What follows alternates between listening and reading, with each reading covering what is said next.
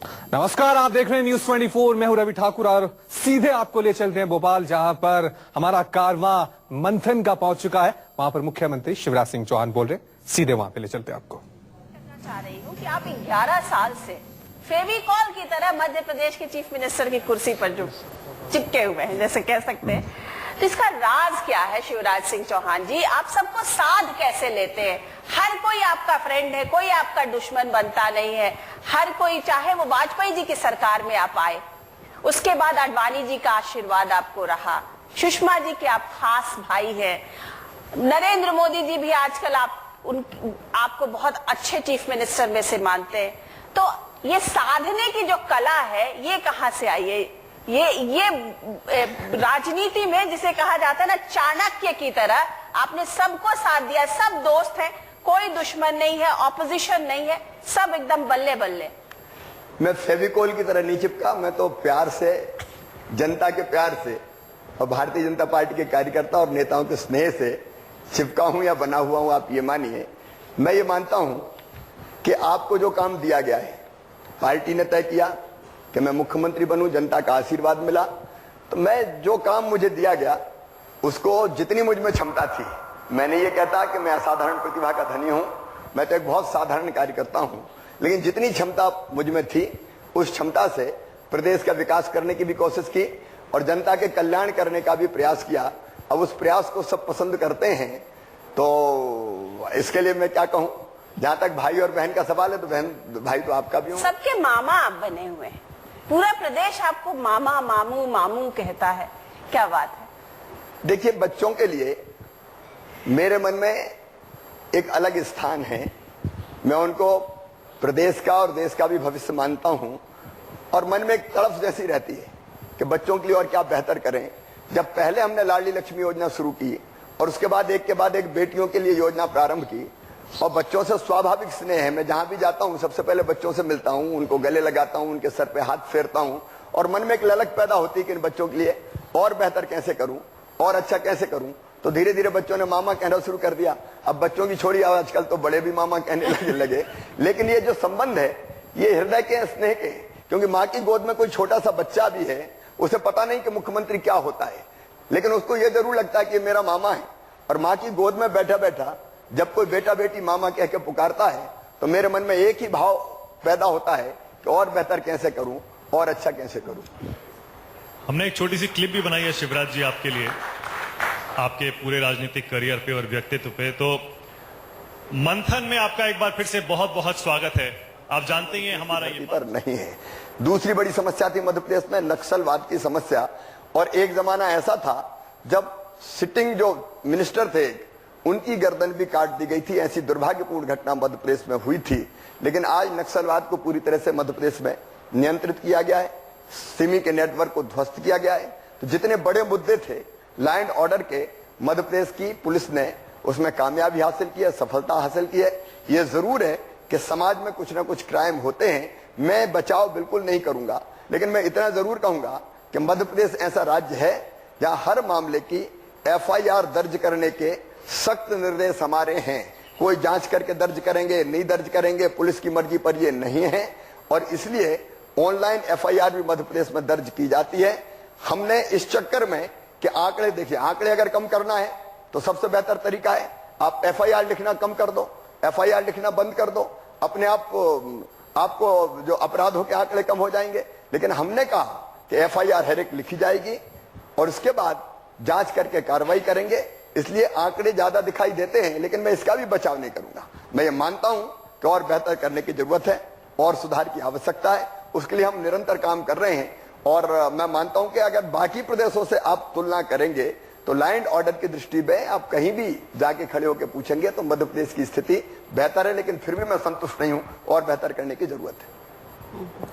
चलिए शिवराज जी, अपने दूसरे सवाल पर आ जाते हैं। हमारा दूसरा सवाल मंथन में मध्य प्रदेश के मुख्यमंत्री शिवराज सिंह चौहान से क्या है, जरा सुनिए। क्या भ्रष्टाचार को खत्म कर पाए शिवराज?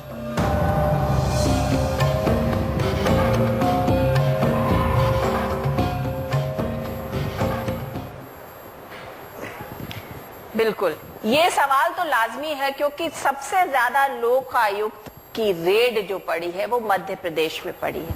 जो यहाँ के ऑफिसर्स के मतलब चपरासियों के घरों से करोड़ों करोड़ के रुपए निकलते हैं। तो ये क्या है?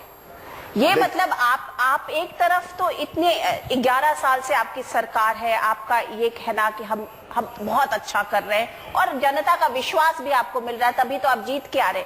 लेकिन भ्रष्टाचार के मामले में सारे मामले उजागर होते हुए भी कहीं ना कहीं दब जा रहे हैं, ऐसा क्या है? देखिए, मध्य प्रदेश एक ऐसा राज्य है, मैंने प्रारंभ में बोलते हुए कहा था, public service delivery guarantee act हमने बनाया, हमने ई टेंडरिंग, ई मेजरमेंट, ई पेमेंट की व्यवस्था लागू की और हमने स्पेशल कोर्ट बनाए, लोकायुक्त को हमने मजबूत किया।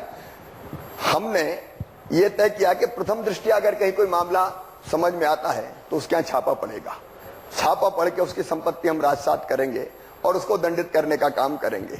मैं किसी राज्य का नाम नहीं लूंगा, लेकिन आप छापे मार दो, यहां से कई गुना ज्यादा कई जगह निकल आएगी। अगर हमने जानकारी कहीं मिली और छापा मार के उसकी संपत्ति निकाली और राजसात की तो क्या अपराध हो गया? मुझे कई लोगों ने कहा ये छापे क्यों इतने पड़ते हैं, नहीं छापे पड़ने चाहिए, पता ही नहीं चलेगा। एक तरीका है कि आप मारो ही मत, आप निकालो ही मत, लेकिन हमने तय किया, कॉन्शियसली तय किया कि जहां गड़बड़ है वहां छापे पड़ेंगे, संपत्ति जब्त होगी, राजसात होगी और लोगों को सजा देने का काम करेंगे। तो हम संपत्ति अगर जब्त करते हैं तो ये गुनाह नहीं करते, मैं छुपाने वाला नहीं हूं। अगर गड़बड़ है और छापे पड़ेंगे, संपत्तियां राजसात होगी, जनता के खजाने में आएगी, आप नहीं मारोगे तो पता ही नहीं चलेगा। और इसलिए गड़बड़ है तो मध्य प्रदेश ऐसा राज्य है जहां उस गड़बड़ को पकड़ते हैं, अपराधी को पकड़ते हैं, भ्रष्टाचारी को पकड़ने का काम करते हैं। क्या सिस्टम में ऐसी क्या खामी है कि एक चपरासी के घर पे करोड़ों रुपए मिल जाते हैं? देखिए, वो विश्लेषण की अलग अलग चीजों, क्योंकि कहीं ना कहीं जब आप एक चीफ मिनिस्टर का अगर वो दबाव है, प्रेशर है, तो ऑब्वियस सी बात है कि ये चीजें नहीं होनी चाहिए। पर्कुलेट डाउन करती है ना ब्यूरोक्रेसी में, उसके बाद पूरे सिस्टम में, कि जब अगर मुख्यमंत्री बोलते हैं कि भ्रष्टाचार नहीं होनी चाहिए तो नहीं होनी चाहिए। उसके बावजूद चपरासियों के घर, क्लर्क्स के घर इतने पैसे मिल रहे हैं। पूरे देश में जब ये खबरें छपती हैं तो फिर हम लोग सबके लिए ये बड़ी खबर बन जाती कि मध्य प्रदेश में एक चपरासी के घर 1.5 करोड़ रुपए मिले। It's somewhere it impacts your governance. रुपए कितने निकले, कैसे निकले, वो एक अलग विश्लेषण है। कई लोग अपना अपना बचाव करते हैं, कुछ कहते हैं कुछ उसमें पुश्तैनी संपत्ति भी थी, जब खरीदी तो 2 लाख की थी और आज छापा मारा तो वो 20 लाख की हो गई। मैं उसका बचाव नहीं करूंगा, लेकिन मैं ये जरूर कहता हूं कि पूरी प्रमाणिकता के साथ जहां गड़बड़ है, अगर कोई ये कसम खा के कह दे कि मेरे राज्य में कोई गड़बड़ी नहीं, लेकिन मैं कार्रवाई करता हूं, निकालता हूं और सजा देने की कोशिश करता हूं। इसलिए अगर गड़बड़ है तो हम निकालने की कोशिश करते हैं। मामला इतना सिंपल नहीं है भ्रष्टाचार का कि कोई कह दे कि खत्म कर दो और खत्म हो जाए। खत्म करने के लिए आपको सिस्टम को बदलने की कोशिश करनी पड़ेगी, क्योंकि जहां मनुष्य नाम की चीज बैठती है तो मनुष्य के फिसलने की संभावनाएं बहुत होती है। उसके मन में गड़बड़ आती तो कहीं न कहीं गड़बड़ कर देता है। अब ये डायरेक्ट बेनिफिट ट्रांसफर की जरूरत क्यों पड़ी करने की कि सीधे खाते में डाल दो? अब सीधे खाते में डालोगे तो बीच में कोई गड़बड़ नहीं कर पाएगा। मध्य प्रदेश में कई चीजें आपने ऐसी की, जैसे किसानों की फसल हम खरीदते हैं, पैसा सीधे उसके खाते में डालते हैं। फसल के मुआवजे की राशि पहले चेक से नगद बढ़ती थी, फिर चेक से बढ़ती थी, हमने खत्म करके सीधे किसानों के खाते में डालने का काम किया। हमने मनरेगा की मजदूरी सीधे मजदूरों के खाते में डालने का काम किया। हमने फसल बीमा योजना की जो राशि आ रही वो सीधे किसान के खाते में डालने का काम किया। हमने यूनिफॉर्म के पैसे सीधे बच्चों के खाते में डालने का काम किया। तो सिस्टम को हमने परिवर्तित करने की कोशिश की है, जिसके कारण डायरेक्ट उनको लाभ मिल जाए जो बेनिफिशरीज है। तो सिस्टम को भी परिवर्तित करने की हम लोगों ने कोशिश की है। और इसके बाद भी अगर कोई गड़बड़ कहीं करता है तो उसको सजा देने का प्रावधान हमने किया है। तो मुख्यमंत्री शिवराज सिंह चौहान गंभीर सवालों का अपने ही अंदाज में जवाब दे रहे हैं। एक छोटा सा ब्रेक ले रहे हैं, फौरन हाजिर होंगे। देखते रहिए न्यूज़ 24।